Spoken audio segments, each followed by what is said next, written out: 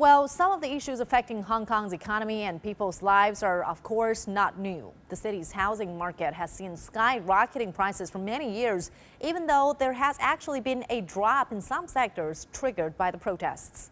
CGTN's Wu Haojun takes us for a closer look. Under the distinctive skyline of the financial hub, many people live in tiny subdivided spaces like these. They call them cage homes or coffin homes. Sometimes it's too hot to sleep. Sometimes it's too cold to sleep. There are lights everywhere.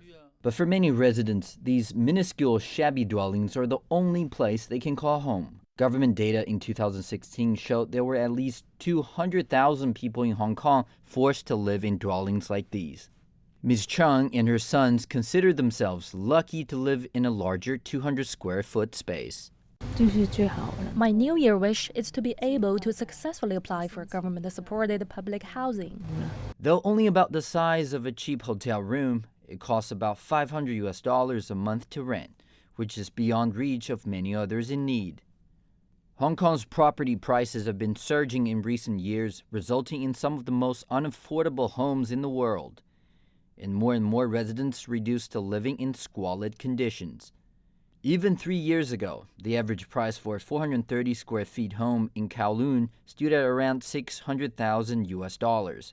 The same amount of money could buy a 1,086 square foot flat in a luxury condo in Vancouver or an 800 square foot flat in Brooklyn. Or, for half of that price, one could move into a 12th century castle in Italy. The city's housing problems, of course, not new. Hong Kong's homeownership rate is reported to have dropped 15 years in a row between 2004 and 2018.